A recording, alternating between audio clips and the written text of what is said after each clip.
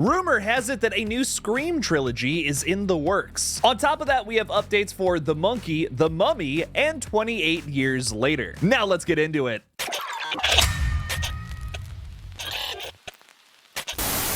Hey everybody, I'm KillJoy Jake, and instead of having friends, I have horror movies. With Scream 7 on the horizon featuring a full cast of newcomers and legacy characters alike, we have just gotten wind of yet another film in the works. And no, this is not the Kirby spin-off movie that was announced via Production Weekly just a couple months ago. According to Daniel Richtman, Scream 8 is in the works, likely following 7 and the upcoming spin-off project. Now let's be honest, it's inevitable that this franchise will be continued, but will 8 be the second film in a new trilogy starting with 7? So 7, 8, 9? It was funnier in my head, I guess. Scream has had varying degrees of success while trying to reboot itself. Scream 4 from 2011, for instance, failed at the box office despite still being one of the best sequels. The original plans for Wes Craven's Scream 5 saw Jill Roberts surviving and stalked by a new killer that knows her secret. I would love to go to a parallel universe and consume this movie like over and over and over again. Not that I hate Scream 2022, but man, I would kill to see that movie. Speaking of that film, Radio Silence brought us another film titled Just Scream that year, which brought in a lot more money, $140 million to be exact, and success. The film had some pretty decent reviews. That reboot got a sequel which came out the following year and hit even bigger strides. Scream 6 nearly made $170 million at the worldwide box office and cemented the core four as new fan favorite characters. Now after the studio has cleaned house after some controversial firings, some scheduling conflicts, and a bunch of script rewrites, now we're getting Scream 7 at the top of 2026. It is yet again a franchise reboot. Here's the tough part about all of this, because it is a bit of a gray area. Scream 8 is not officially announced. This just comes from Daniel Richtman. Now, Dan has reported on some stuff for Scream 7 that just didn't end up coming to fruition. For instance, Cashin Bilton, the actor, was supposed to play one of the main characters in this upcoming 7th entry. So is Scream 8 actually in the works, or is this something that's just being tossed around in like a writer's room somewhere? Well, if Scream 8 is happening and it's supposed to continue the story from 7, I think they have to wait to officially announce this until after 7 comes out to see if the general audience actually likes this movie or not. You don't want to fall into the trap that so many requel trilogies have already, like the Strangers trilogy, for instance,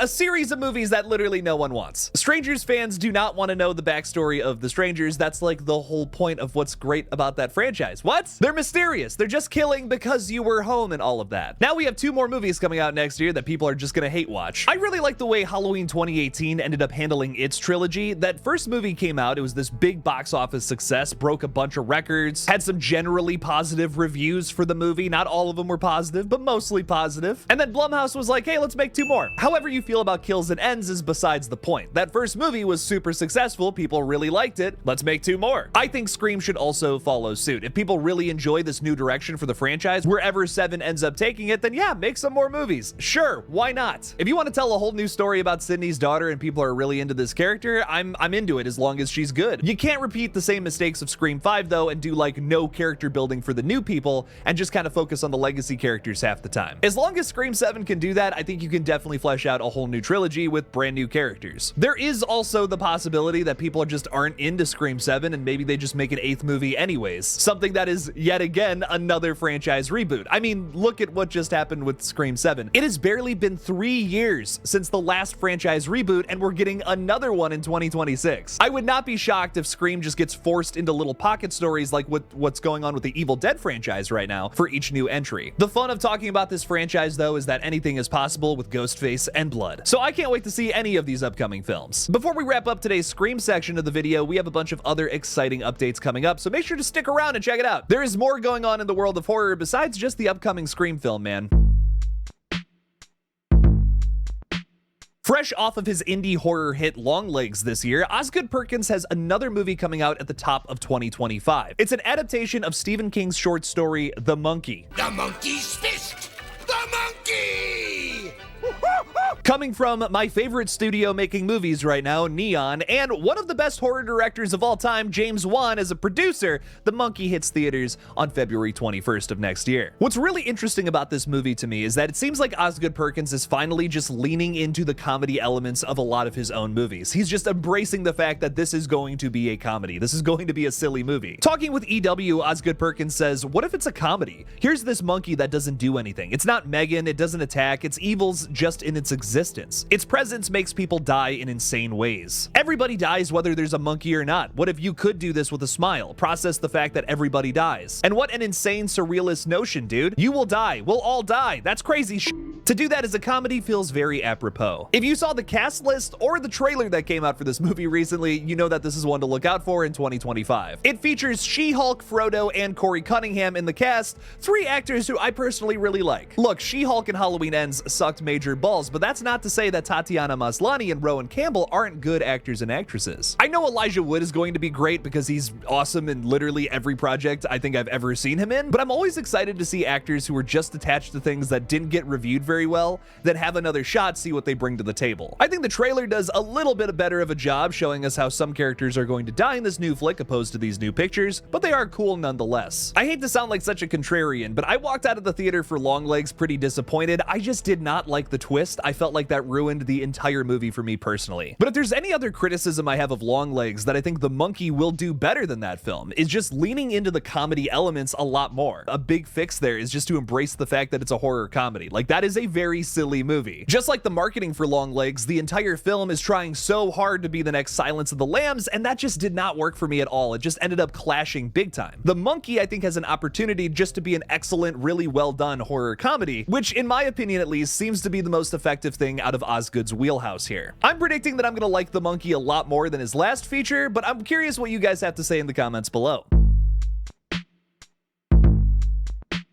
Speaking of EW, Gareth Edwards, who's directing the new Jurassic World film, just spoke with them a little bit about his upcoming flick. Talking a bit about Rebirth, Gareth Edwards says, "To me, it's a giant love letter to Steven Spielberg and his earlier films. There are moments in this movie that remind me very much of Jaws. It's like the greatest hits of all those aspects of his films that I loved growing up as a child. It's essentially a little adventure odyssey across the island, a survival story, really." Edwards even gives a generalization of the plot, basically saying that these characters are here to hunt some kind of prehistoric creature. There you can probably see some resemblance to the back half of Jaws. These new pictures look a lot more like the original Jurassic Park trilogy here, with this shot of Scarlett Johansson. This shot of all these characters laughing reminds me a lot of Lost World. Damn, yeah, these next two pictures look very Lost World-y to me too. It makes sense considering that David Kopp, the screenwriter of the Jurassic Park sequel, also penned this one. Personally, I was not crazy about the last two Jurassic World movies. I think the first one is fun for what it is. It was a nice return to the franchise. And then the next two, I don't know, just completely lost me. This one I have a lot of faith in, coming out on July 2nd of next year,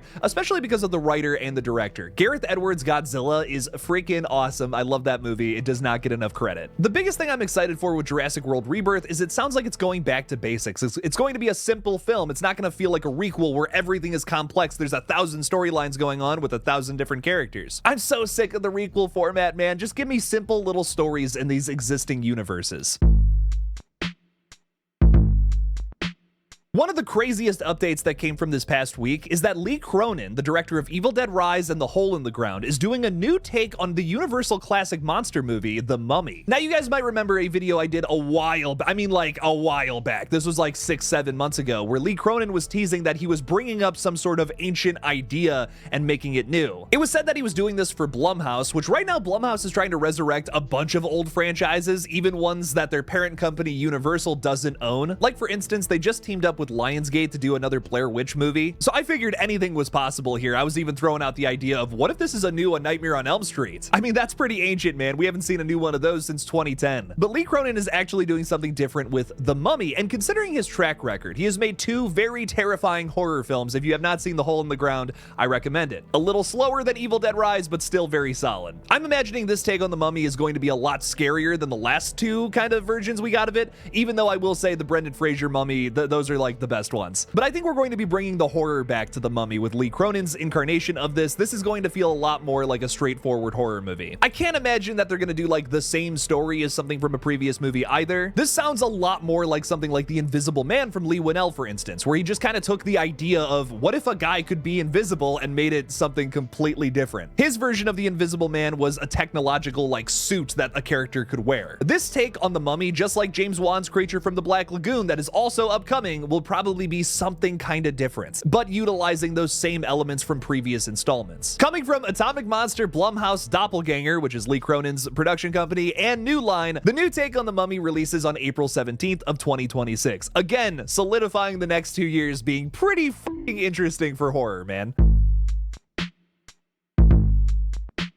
It's time to bone, ladies and gentlemen, because we got 28 years later, the Bone Temple, arriving at the top of 2026. Remember how I literally just said in the previous update that 2026 is going to be a great year for horror? Well, here's another one, baby. Kicking off 2026 will be Nia DaCosta's sequel to 28 Years Later coming out next year. The film, subtitled The Bone Temple, something I'm going to try to repeat many times in this update, releases on January 16th of 2026. Also, a reminder here, this is part of a brand new trilogy in the 28 Days Later franchise, which will go 28 years later in summer of 2025, 28 years later The Bone Temple coming out on January 16th of 2026, and a third film that does not have a title yet and does not have a release date, but I imagine it'll probably come out at the end of 2026 at some point. That's probably why they're doing the January release date here. If you guys don't know this either, January release dates are typically kind of scary when it comes to horror movies, but what I will say about this is I don't think they're releasing it in January because that's just typically Hollywood's dump month. Theater attendance is pretty low in January, so typically people just throw out whatever during that time period. It's after the holidays, nobody wants to spend money, people just aren't going to the theaters as much then. I'm not too worried about this release date because it is part of a planned trilogy that so far looks incredible. I honestly think it's just releasing then because that just makes the most sense with whatever the schedule is going to be for this upcoming trilogy. 28 years later is pretty self-explanatory. It's 28 years after the events of the previous film, which was 28 weeks after the events of the film even before that. You can truly never get lost in the timeline of these movies, man. Aaron Taylor Johnson is said to be leading this new trilogy, also seeing Cillian Murphy returning to reprise his role from the first film. And no, he's not that zombie in the trailer,